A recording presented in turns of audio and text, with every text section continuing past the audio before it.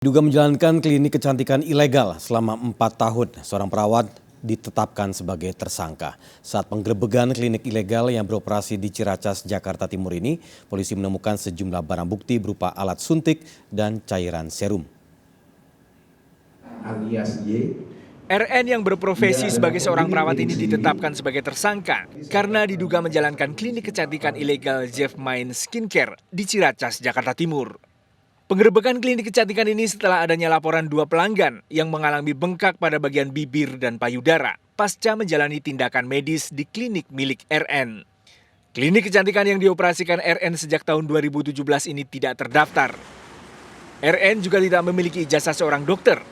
Padahal, kliniknya melayani tindakan medis yang seharusnya hanya dilakukan oleh seorang dokter spesialis.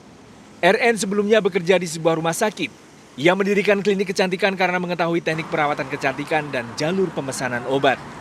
Hampir sebagian besar konsumennya mengetahui bahwa yang bersangkutan adalah dokter.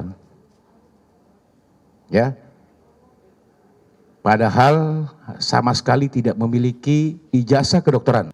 Pernah bekerja di salah satu dokter atau rumah sakit sebagai perawat untuk kecantikan. Kemudian disitulah dia belajar bagaimana untuk melakukan praktek ini. Termasuk obat-obat apa yang dibutuhkan. Tindakan-tindakan medis yang dia lakukan adalah pertama, dia juga melakukan suntik, injeksi botok, juga injeksi filler dan tanam benang. Tindakan yang dilakukan ini betul merupakan tindakan medis invasif. Jadi ini tidak boleh dilakukan bahkan oleh dokter yang tidak terlatih pun tidak boleh. Apalagi orang non kesehatan itu sangat tidak boleh karena resikonya sangat luar biasa sekali.